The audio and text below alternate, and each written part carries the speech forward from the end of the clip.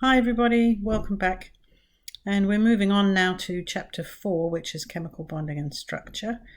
This is a crucial chapter really for understanding why things happen the way they do in chemistry. So let's get on to it. The PowerPoint has a bunch of slides which include the essential ideas, understandings, applications and skills, but I'll leave you to read those for yourselves. It's a bit boring if I just read through them. Also nature of science themes, but let's get down to the meat of it. Part 4.1, looking at ionic bonds and structures. And in fact, we already know quite a lot about ionic bonding, don't we? The basics anyway, that ions form by the gain or loss of electrons.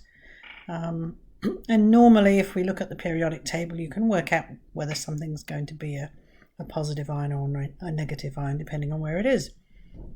So, for example, group 2 loses 2 electrons to form a 2 plus ion, and group 13 loses 3, but group 17 would gain 1 electron to form a 1 minus, and so on. But sometimes it can be a bit harder to predict what forms. The transition metals in the middle of the table, the D block, can lose different numbers of electrons from their D subshell, and so they can make a variety of ions as a result. For example, iron can be either 2 plus or 3 plus, and they form different properties, compounds with different properties, including different colors, as you probably are aware. And looking at other odds and sods, we've got lead, which is in group 14, and that forms a stable 3 plus ion. Tin in group 14 can make 2 ions. It can make a 4 plus and a 2 plus ion. Silver in group 11 forms a 1 plus ion. And as you probably know, hydrogen can do an H minus as well as the more common H plus. If there is more than one type of ion for an element, then you have to state which one it is. If you're referring to one, you use Roman numerals in brackets after the element name. For example, iron 2 oxide, is different from iron 3 oxide, written that way. And you would get points or lose points for doing that correctly or not in an exam. Okay, names and formulae of ionic compounds. Now you do need to know the names and formulae of some polyatomic ions, polyatomic meaning many atoms, and the commonest are written here: the nitrate, hydroxide, hydrogen carbonate, carbonate sulfate, phosphate and ammonium ions. There will be a few others in there. Sulfite is an SO3 and so on and so forth, but yeah, we'll get there. So can you just quickly jot down the formula for the ionic compound ammonium phosphate, just as an exercise, and see what you come up with. Ammonium phosphate. Right, have you done that?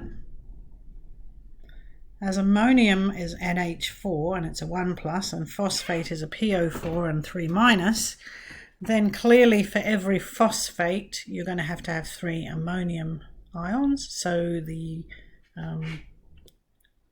formula would be NH4 in brackets 3 PO4. Hope you got that.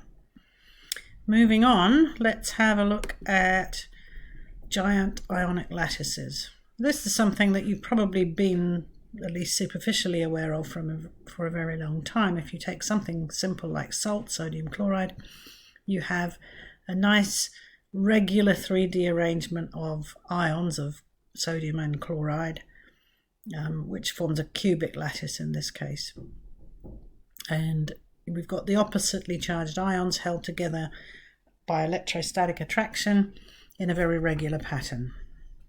How they actually stack together depends upon the relative sizes of the atoms and some other issues which are a little bit more complex. But basically the sizes, in this case the chloride ion is sufficiently big that when you put 6 of them together you can fit a sodium ion in the hole in the middle, if you like.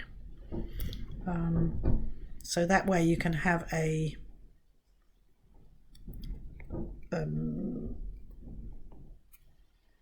so both ions occur in every single slice. If you were to take an X or Y slice, you'd find both ions in each one.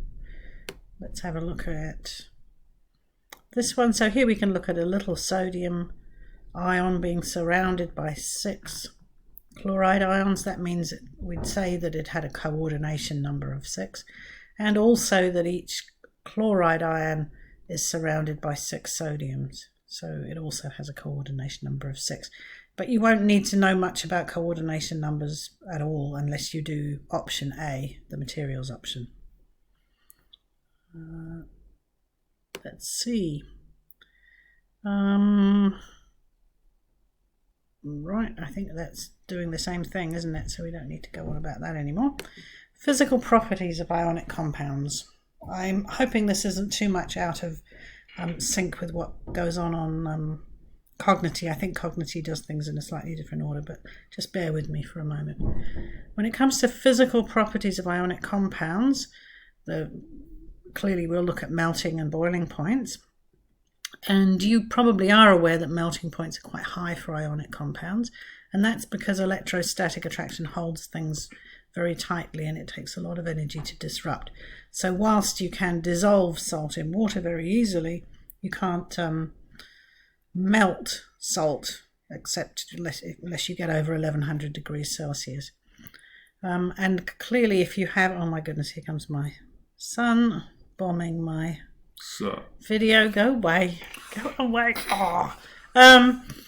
The higher the charge on the ions, then the harder it is to melt. So magnesium oxide melts at 2800 degrees Celsius, which is pretty high. Moving on to the idea of volatility. Now, volatility is also a physical property, and it's the tendency of a substance to become a vapor. And the layman's definition of volatility would be smelly or not. So ionic compounds generally have a low volatility. They tend not to smell, and they usually make crystalline solids. If you stick your nose in the salt box, you can get a vague sense of smell of it, but nothing much. Okay, I'm going to have a break now so that I can kill my son, and then I'll be back soon. Hi again, sorry about that.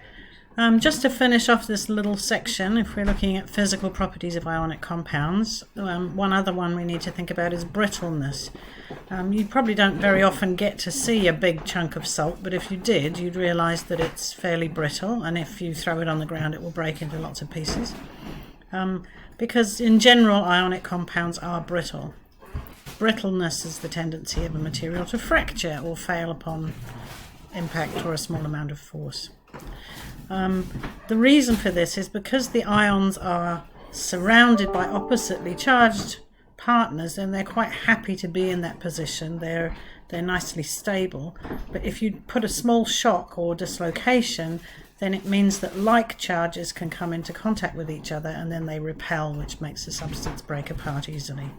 So that's the definition of brittleness and the reason why ionic substances tend to be brittle. I'm going to stop this part 1 here, and I'll go on to a second video for the next part. Thanks.